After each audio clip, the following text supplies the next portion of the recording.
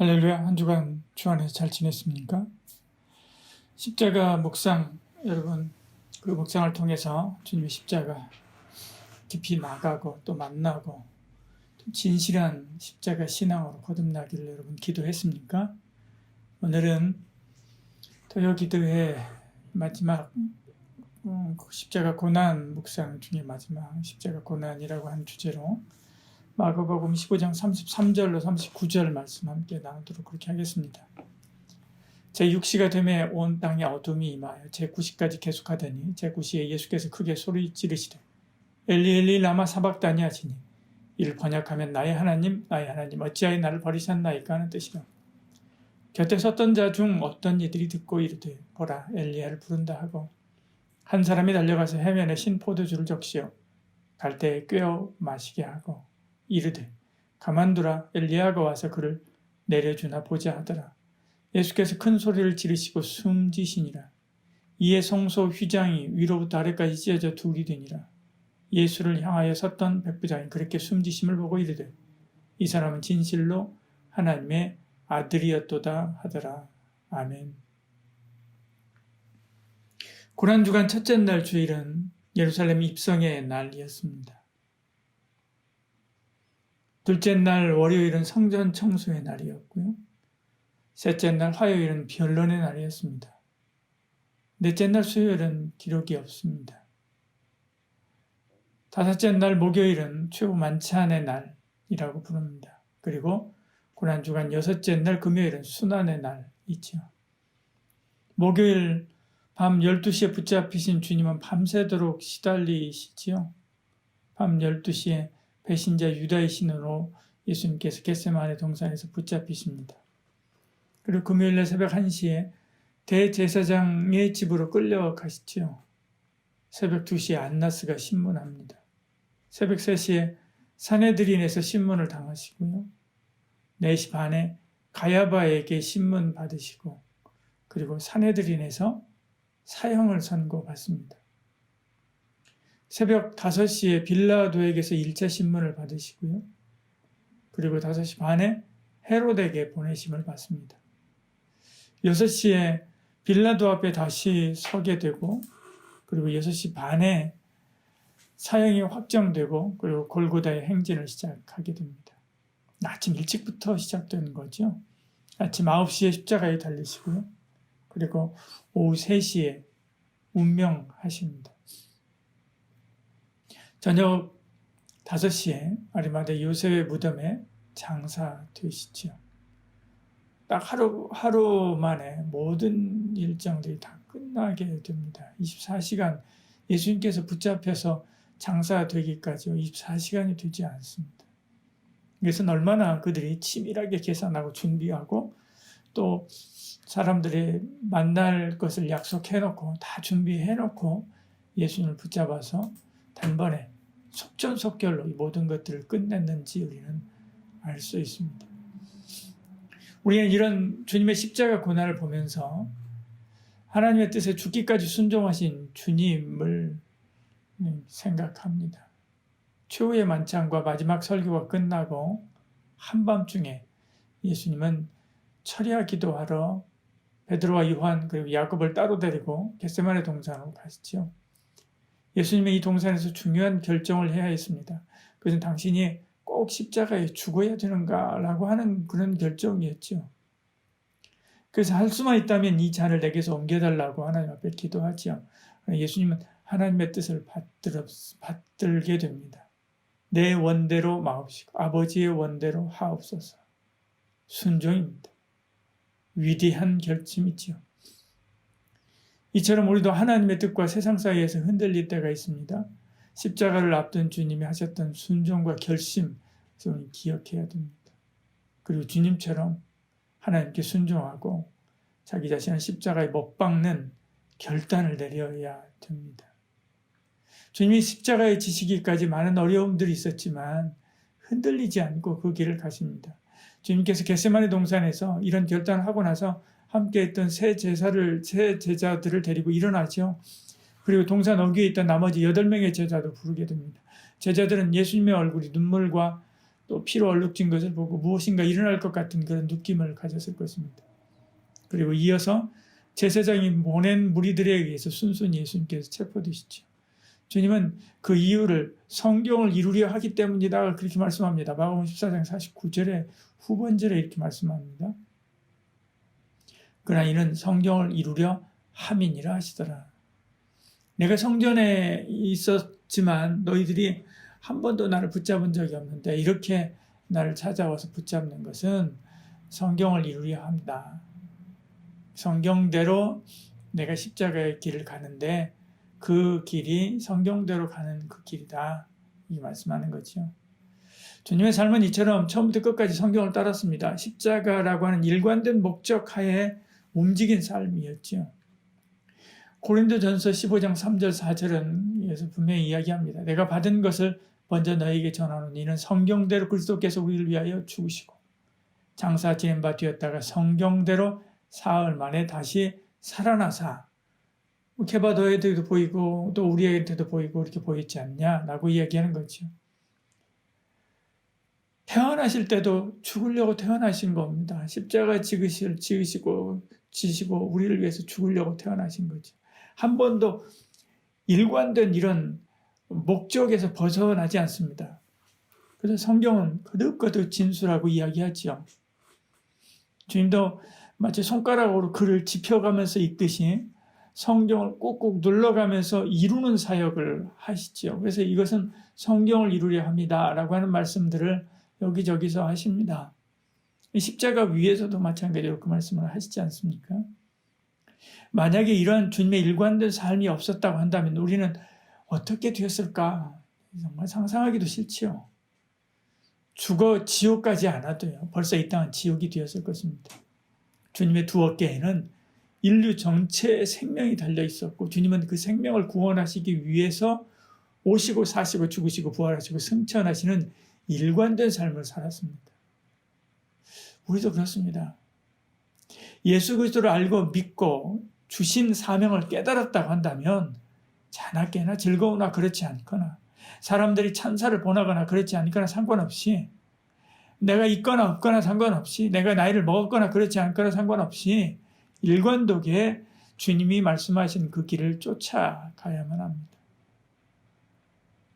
작은 어려움도 견디지 못하고 시험에 들고 흔들리면 죄송하지 않겠습니까? 조금만 편안해도 주님을 잊어버리면 목숨을 버려서 날 구원하신 주님께 미안하지 않겠습니까? 주님을 생각한다면 어떤 어려움에도 당당히 맞서야만 합니다. 그러나 주님의 제자들은 그렇게 하지 못했지요. 그들은 수치스럽게도 예수님을 버리고 도망가 버렸습니다. 그런데도 주님은 예정하신 그 길로 가십니다. 홀로 그 일을 이루시지요. 세상 다 변해도 주님은 변하지 않고 굳세게 그 길을 간 것처럼 세상 다 변해도 우리도 변하지 말고 굳세게 주님을 따라 살아야만 하지요. 사실 이 모든 상황을 주님이 지배하고 계십니다. 주님은 억지로 지신 게 아닙니다. 주님이 체포되신 것도 자발적이었습니다. 붙잡히고 고난당하고 십자가를 지고 골고다에 오르시는 것도 자발적이셨죠. 십자가에 죽으시는 것도 스스로 하신 일입니다. 부활과 승천도 마찬가지입니다. 주님은 무력한 희생자가 아니었습니다. 주님의 십자가의 고난과 죽음은 100% 자발적인 일이었습니다. 우리도 그렇습니다. 그리스도의 제자라면 억지로가 아니라 스스로 십자가를 지고 주를 따라야 되죠. 심지어 주님도 우리가 기쁜 마음으로 스스로 주님을 따르기를 원하셨습니다. 그래서 우리에게 강제하지 않죠. 그렇다고 하지 않아도 된다는 것은 아닙니다. 그렇게 살아야 되죠. 주님은 계속해서 그렇게 권고합니다. 또 그렇게 살 것을 요구하십니다. 그러나 그렇게 살도록 우리를 강제하지 않습니다. 우리가 부르는 찬송처럼 즐거운 마음으로 십자가 짊어지고 주님을 따라가야만 하지. 그때 변함없이 흔들림 없이 주를 따를 수 있습니다. 나의 십자가는 어디 있습니까? 내 몫에 태인 십자가는 어디 있습니까? 내 지금 목숨, 내 삶, 내 인생, 내 상황, 내 삶 그거 생각하느라 십자가 잊어버리지 않았습니까? 우리 모두 다시 내 몫에 태인 십자가를 묵상하기를 바랍니다. 그리고 그 짊어지고 주를 따릅시다. 제자들이 다 떠난 고독한 상태에서 예수님 홀로 남아 정신없이 신문받습니다. 빌라도에게 의해서 최종적으로 유죄 판결이 결정됐습니다. 그리고 예수님이 십자가 지었습니다. 밤새도록요, 사내들인에 붙잡혔다가 또 제사장에게 갔다가 또 다시 제사장에게로 오고, 사내들은 또 왔다가 또 갔다가 빌라도에게 왔다가 헤로데에게 갔다가 또 다시 빌라도에게 오고, 그리고 로마 군병들에게 넘겨졌습니다. 하룻밤 사이에요, 예수님께서 여기저기로 끌려다니신 것만 해도 수없이 많습니다.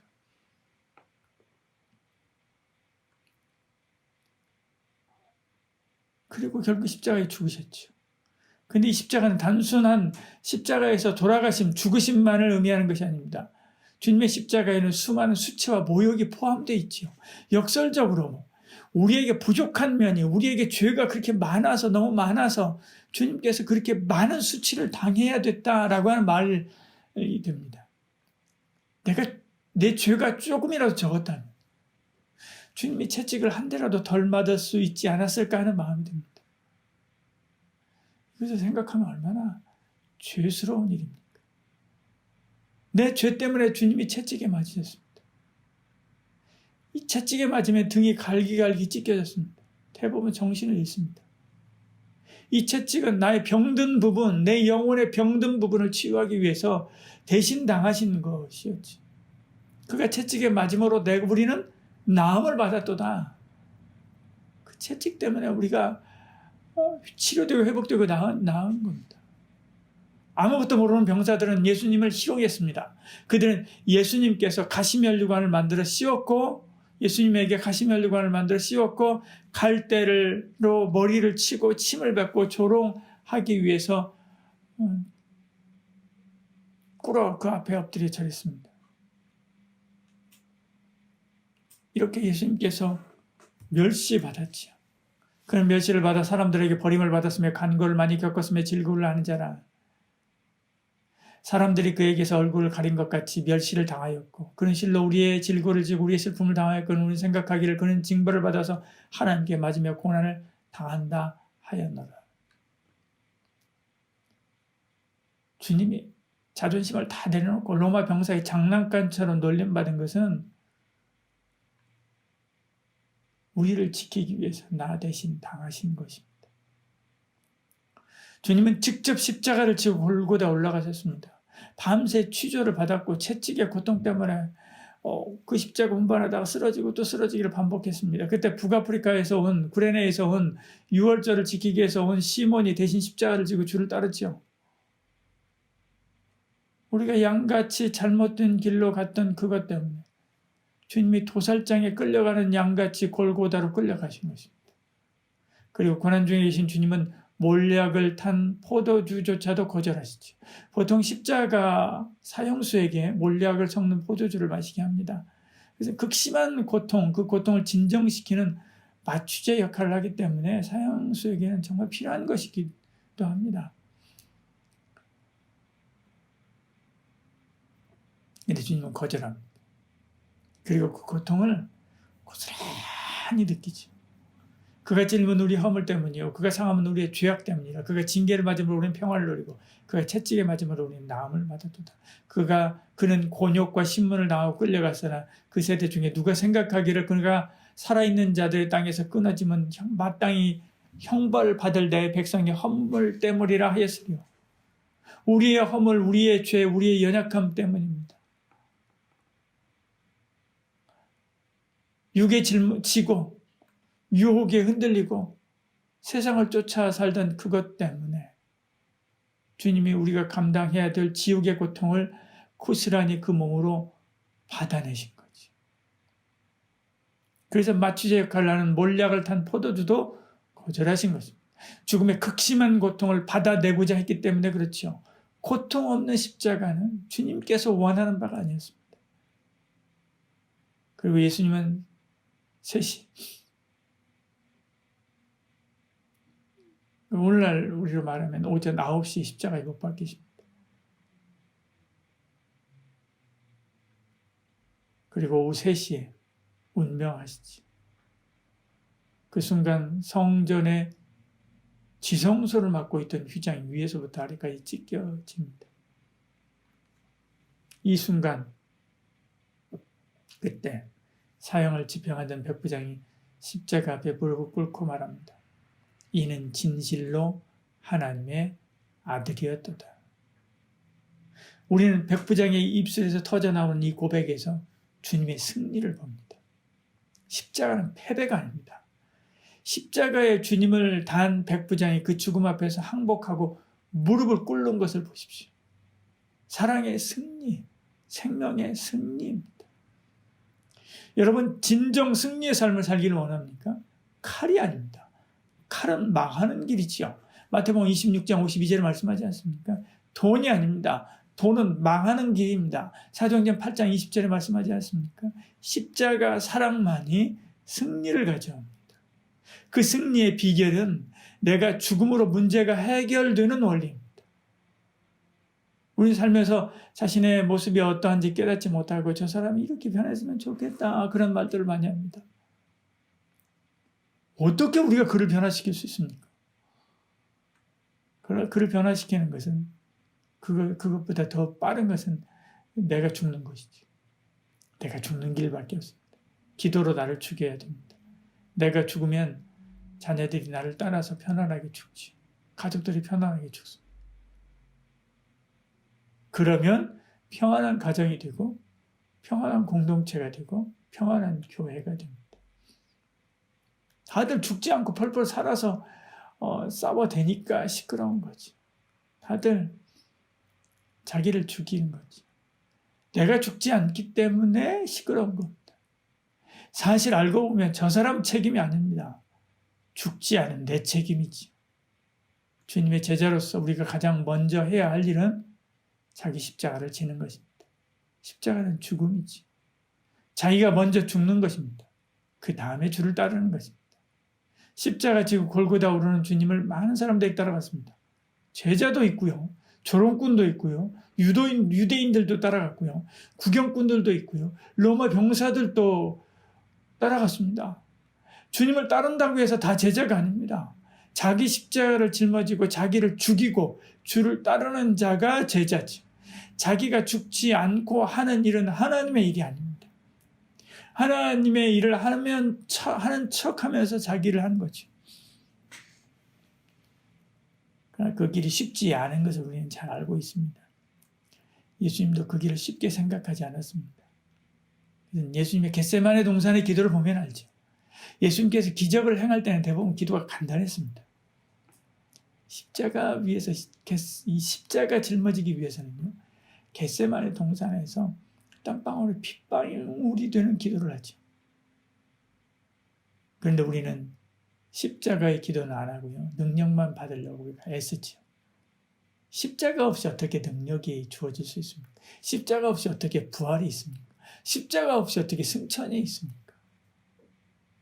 십자가 없이 어떻게 하늘과 땅의 권세를 받는 것이 있습니까? 십자가 없는 능력, 십자가 없는 성공이라고 해도 마지막 날에 주님께서 내가 너를 도무지 모른다 그렇게 말씀하실 것입니다. 이제 우리는 우리 자신의 신앙을 점검해 봐야 됩니다. 우리에게 필요한 최대의 신앙은 자기 죽음을 고백하는 신앙입니다. 놀라운 성공을 하고 수많은 찬사를 받는다 할지라도 자기 죽음을 고백하지 못하고 십자가 의미를 모르는 자라고 한다면 그것은 결코 행복을 가져다주는 성공, 그런 성공이 되지 않습니다. 십자가 무서운 게 아닙니다. 알고 보면 행복의 원천이지. 예수님께서 십자가에서 무서움과 두려움과 고통과 괴로움을 싹 흡수해 갔습니다. 예수님의 십자가로.